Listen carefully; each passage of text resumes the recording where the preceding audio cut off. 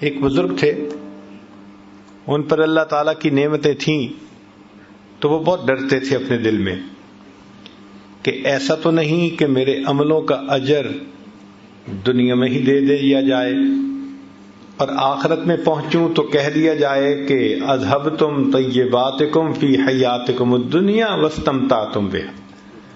تو جب نعمت ملتی وہ بڑا ڈرتے، جب نعمت ملتی بڑا گھبراتے، حتیٰ کہ دعا کرتے اللہ مجھے اور نہیں چاہیے دنیا میں، اور نہیں چاہیے۔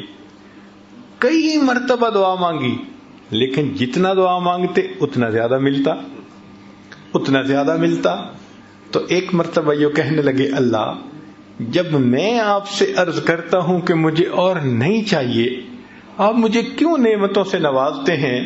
تو دل میں الہام ہوا میرے بندے جب تک تو نعمت کا شکر ادا کرنے سے باز نہیں آئے گا ہم تمہیں اپنی نعمتوں کے نوازنے سے باز نہیں آئیں گے۔ تو نعمتوں کا شکر ادا کرتا رہتے ہیں، ہم دیتے رہتے ہیں، تو رکے گا تو ہم رکیں گے نا۔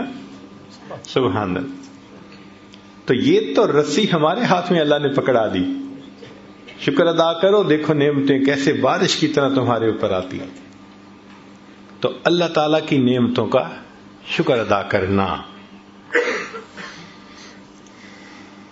دوسری بات فرمائی کہ بلا کی زینت صبر کرنے میں ہے۔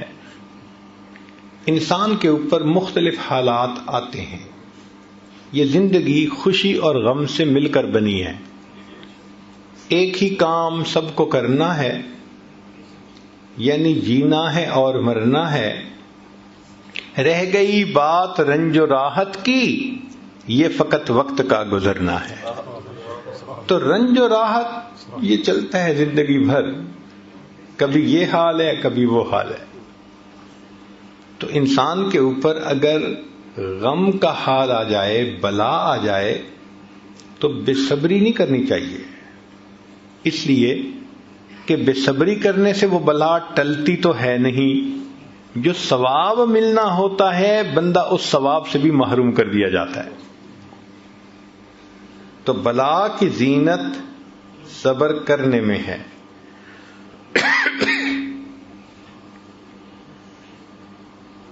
صحابہ رضوان عنہم ایک فقرہ اکثر آپس میں ایک دوسرے کو کہا کرتے تھے، یہ بہت کامنلی یوزڈ سینٹینس تھا۔ فرماتے تھے استقبال المصائب بالتجمل، کہ اگر مصیبتیں آئیں تو اچھے انداز سے ان کا استقبال کرو، جیسے مہمان کا استقبال کرتے ہو نا۔ اللہ اگر ایسے حالات بھیجے تو ان حالات کا بھی خوشی سے استقبال کرو۔ استقبال المصائب بالتجمل ومواجہۃ النعم بالتذلل۔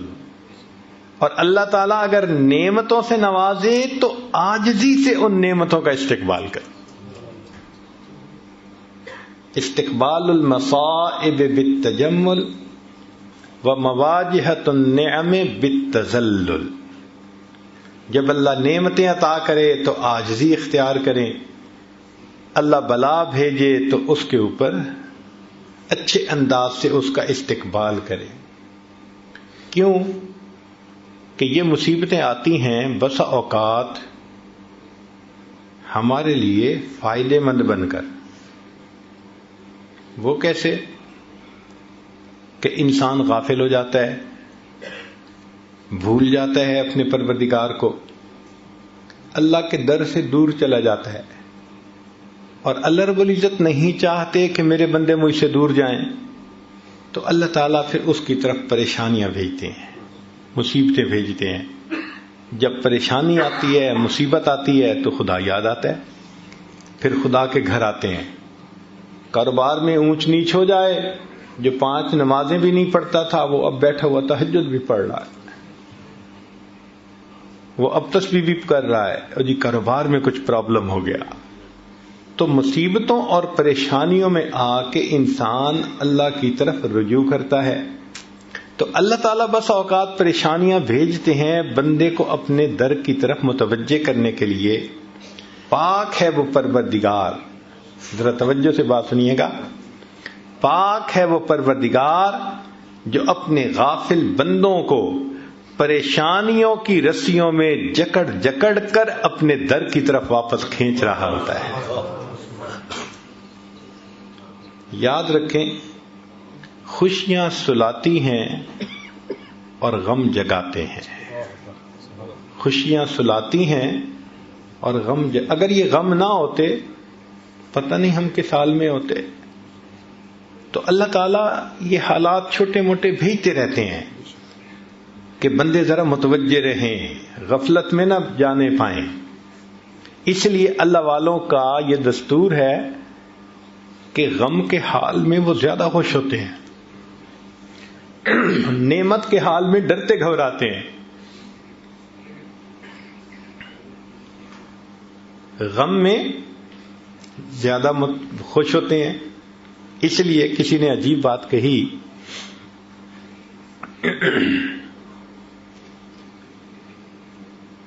کہ سکھ دکھاں تو دیواں وار، دکھاں آن ملائم یار۔ میں ان سکھوں کو دکھوں پہ قربان کر دوں، ان دکھوں نے مجھے میرے یار سے ملا دیا۔ اچھا، یہ بھی ہو سکتا ہے کہ آپ نے یہ بلائیں مصیبتیں خود مانگی ہوں۔ آپ حیران ہوں گے کہ بلائیں مصیبتیں تو کوئی نہیں مانگتا، ہو سکتا ہے ہم نے مانگی ہوں۔ وہ کیسے؟ متوجہ ہو ذرا۔ ہم نے دعا مانگی، اللہ قیامت کے دن اپنے حبیب صلی اللہ علیہ وسلم کے ہاتھوں حوض کوثر کا جام عطا فرما دینا، اور اللہ نے دعا قبول کر لی، مگر عمل تو ایسے ہیں نہیں۔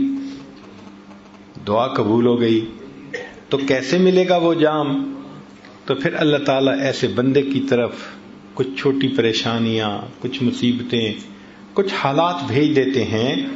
اگر وہ بندہ ان حالات پہ صبر کرتا ہے، اس کو بہانہ بنا کر اللہ اس کو یہ نعمت عطا فرما دیتے ہیں۔ آپ نے دیکھا ہوگا کہ بچہ جب اپنے آپ کو گندا کر لیتا ہے تو ماں اس کو پھر دھوتی ہے، نہلاتی ہے۔ اب بچے کی رونے کی آوازیں آ رہی ہیں تو آپ پوچھیں بچہ کیوں رو رہا ہے؟ اس کی ماں کدھر ہے؟ جی ماں پاس ہی تو ہے۔ تو اس کو چپ کیوں نہیں کروا رہی؟ ماں ہی تو رلا رہی ہے۔ تو وہ کہے گا ماں تو بچے کو نہیں رلاتی۔ تو جواب ملے گا جی بچہ گندا ہو گیا تھا، وہ اس کو دھو کے اس کو محبت کی وجہ سے گندا نہیں دیکھ سکتی، وہ اس کو دھو کے صاف ستھرا کر کے سینے سے لگانا چاہتی ہے۔ اللہ تعالیٰ بھی اپنے بندوں کو گناہوں کی نجاست میں لچھڑا نہیں دیکھ سکتے۔ جب بندے ایسے کر بیٹھتے ہیں، فرمایا ما اصابکم من مصیبت فبما کسبت ایدیکم، ہاتھوں کی کمائی ہوتی ہے تو ہم پھر مصیبتیں بھیج کے میرے بندوں تمہیں پاک صاف کر لیتے ہیں تاکہ ہماری رحمت سے تمہیں حصہ نصیب ہو سکے۔ نعمت کی زینت شکر کے ادا کرنے میں اور بلا کی زینت صبر کرنے میں ہے۔ اور تیسری بات فرمائی کہ محسن کی زینت احسان کو نہ جتلانے میں ہے۔ اگر ہمیں کسی کے ساتھ بھلائی کرنے کا اللہ موقع عطا فرما دے تو ہمیں چاہیے کہ جتلائیں نہ۔ کیوں؟ نیکی کر دریا میں ڈال۔ اگر جتلا دیا تو وہ نیکی کا بدلہ مل گیا۔ فرمایا لا تبطلوا صدقاتکم بالمن والاذی، تم اگر صدقات بھی دیتے ہو تو ان کو احسان چڑھا کے ضائع مت کرو۔ ہمارے مشائخ دائیں ہاتھ سے اس طرح نیکی کرتے تھے کہ بائیں ہاتھ کو پتہ نہیں چلا کرتا تھا، اور آج ہمارا بالکل وہی حال ہے۔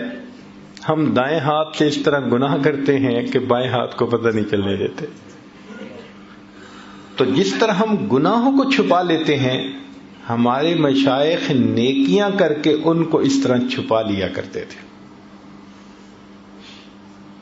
امام اعظم ابو حنیفہ رحمۃ اللہ علیہ گرمی کے موسم میں سخت دھوپ کے اندر کھڑے ہیں، پسینہ آ رہا ہے. ایک واقف کار وہاں سے گزرا، اس نے کہا حضرت چل چلاتی دھوپ ہے، پسینہ آ رہا ہے اور آپ دھوپ میں کھڑے ہیں، یہ دیوار کے سائے میں آ جاتے، چھاؤں میں آ جاتے. تو حضرت نے فرمایا کہ نہیں، میں چھاؤں میں کھڑا نہیں ہوں گا. اس نے پوچھا کیوں؟ فرمایا کہ صاحب خانہ نے مجھ سے قرضہ لیا ہوا تھا اور آج اس نے واپس کرنے کے لیے مجھے بلایا تھا. میں نے دروازہ کھٹکھٹایا ہے، دھوپ میں اس لیے کھڑا ہوں کہ اس قرضے کے بدلے اس کی دیوار کے سائے کا بھی فائدہ نہیں اٹھانا چاہتا، یہ بھی نہ سود بن جائے.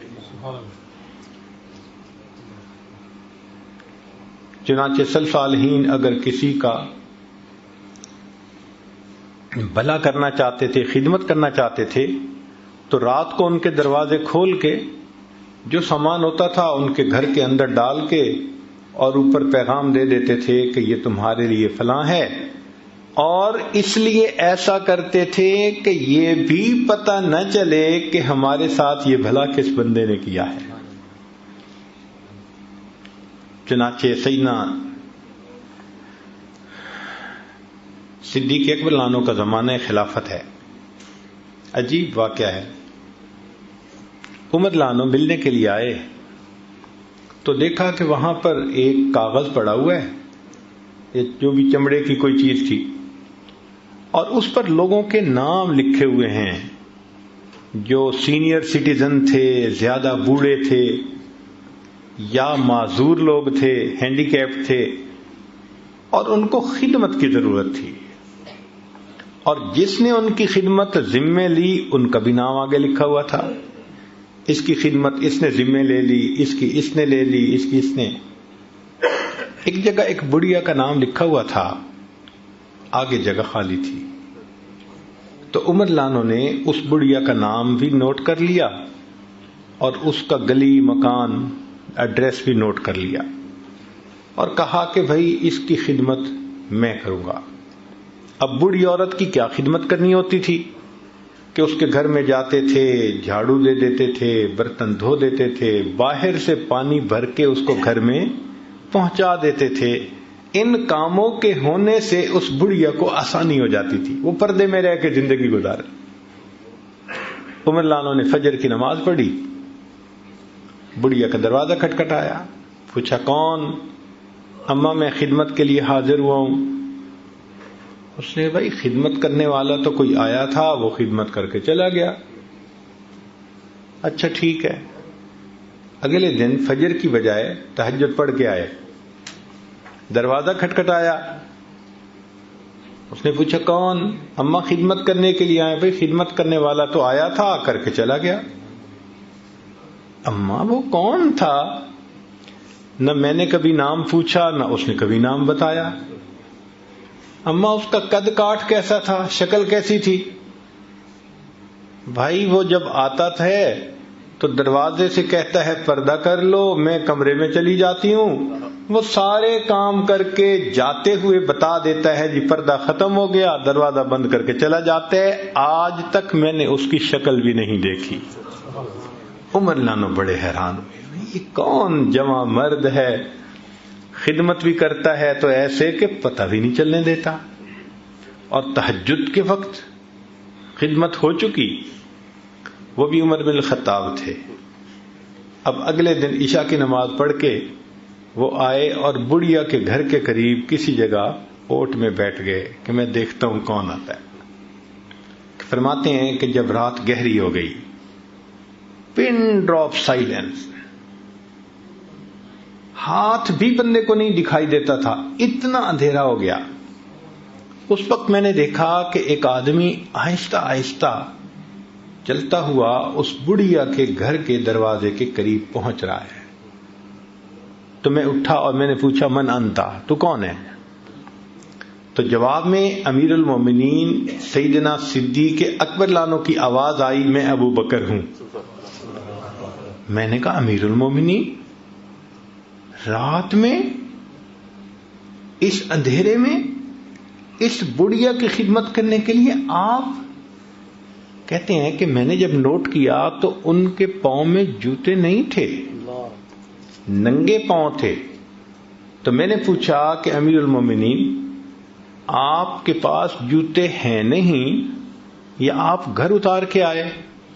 تو ابوبکر صدیق نے جواب دیا کہ عمر، رات کا وقت ہے، لوگ سوئے ہوئے ہیں، میں نے اپنے جوتوں کو گھر اتار دیا کہ میرے چلنے کی آہٹ سے، جوتوں کی آہٹ سے کسی نیند والے بندے کی نیند میں خلل بھی نہ آئے. احسان کرتے تھے اس طرح کہ دوسرے کو پتہ نہیں چلنے دیتے تھے. بعد کے بزرگوں میں سے ایک بزرگ کا واقعہ سن لیجئے. عبداللہ ابن مبارک رحمۃ اللہ علیہ مشہور محدثین میں سے ہیں. اسماء الرجال کی کتب میں ان کو امیر المؤمنین فی الحدیث کے الفاظ بھی کہے گئے ہیں، اور یہ امام اعظم ابو حنیفہ رحمۃ اللہ علیہ کے خاص شاگردوں میں سے تھے. جب جاتے تھے تو امام احمد بن حنبل رحمۃ اللہ علیہ اپنی جگہ سے اٹھ کر ان کو اپنے مصلی پہ بٹھاتے تھے اور فرماتے تھے کہ مشرق اور مغرب کے عالم ہمارے پاس آ گئے. ایسی اللہ نے شان عطا کی تھی. ایک وقت میں 40,000 طلباء ان کے پاس بیٹھ کر حدیث مبارکہ پڑھا کرتے تھے. اتنے بڑے شیخ تھے. ان کا واقعہ ہے کہ جب وہ ایک شہر سے دوسرے شہر سفر کرتے تو درمیان میں ایک چھوٹا شہر تھا، وہاں رات گزارتے تھے، اور وہاں پر ایک موٹل تھا جہاں یہ کمرہ کرائے پہ لے لیتے اور رات گزار کے چلے جاتے. اس سرائے میں ایک نوجوان تھا جو کام کرتا تھا، اس کے ساتھ کچھ تعلق ہو گیا، مناسبت ہو گئی. ایک مرتبہ آئے تو پتہ چلا کہ وہ نوجوان نہیں ہے. پوچھا بھئی وہ کہاں ہے؟ لوگوں نے کہا کہ حضرت اس کے اوپر تو ایک آفت آ گئی کہ اس نے کسی سے پیسے ادھار لیے تھے اور واپس کرنے کی ایک ڈیڈ لائن دی تھی، اور وہ اپنی ڈیڈ لائن پہ واپس نہیں کر سکا، اور اس بندے نے پولیس کو انفارم کر دیا تو پولیس نے اس کو پکڑ کے جیل میں بند کر دیا کہ پیسے ادا ہوں گے تو تمہیں ریلیز کریں گے. تو وہ بیچارہ تو جیل میں ہے. اب عبداللہ ابن مبارک رحمۃ اللہ یہ سن کے خاموش ہو گئے. جب صبح ہوئی تو سیدھا پولیس چیف کے پاس اس کو جا کر ملے. بھائی ایک ایسا نوجوان آپ کے حوالات میں ہے. اس نے کہا ہے. وہ کیسے چھوٹ سکتا ہے؟ اس نے کہا سو سمپل کہ جن کے پیسے ادا ہونے ہیں وہ ادا ہو جائیں تو میں اس کو چھوڑ دوں گا. اس نے کہا کوئی اور ادا کر سکتا ہے؟ اس نے کہا بھائی میری طرف سے کوئی ادا کر دے، حق والوں کو حق ملنا چاہیے، میں اس کو چھوڑ دوں گا. فرمانے لگے کہ اس کے پیسے میں ادا کرتا ہوں مگر ایک شرط کے ساتھ. اس نے کہا کون سی شرط؟ کہنے لگے کہ شرط یہ ہے کہ تم نے کسی پر میرا نام ظاہر نہیں کرنا. یہ احسان ہوتا ہے، پتہ بھی نہ چلنے دینا. چنانچہ عبداللہ ابن مبارک رحمۃ اللہ نے پیمنٹ کر دی اور چلے گئے اس شہر سے. بعد میں پولیس چیف نے اس نوجوان کو جب ریلیز کر دیا تو اس کو اتنا پتہ چلا بھائی کسی نے تمہارا قرض دے دیا ہے. کس نے دیا اس کا پتہ نہیں چلا. وہ نوجوان واپس آ گیا. اس کے بعد سال میں کئی مرتبہ آپ اسی جگہ گزرتے، قیام کرتے، وہ نوجوان آپ کو اپنا واقعہ سناتا، میں قید ہو گیا تھا، کسی نے قرضہ ادا کر دیا، پھر میں چھوٹا. حضرت خاموشی سے واقعہ سن لیتے تھے. پوری زندگی اس نوجوان کو یہ نہ بتایا کہ تمہارا قرضہ میں نے ادا کیا تھا. جب حضرت کی وفات ہوئی تو پھر پولیس چیف نے اس نوجوان کو ڈسکلوز کیا کہ تمہارا قرضہ عبداللہ ابن مبارک نے ادا کیا تھا. تو ہمارے اکابر احسان کر کے جتلاتے نہیں تھے، پتہ بھی نہیں چلنے دیتے تھے.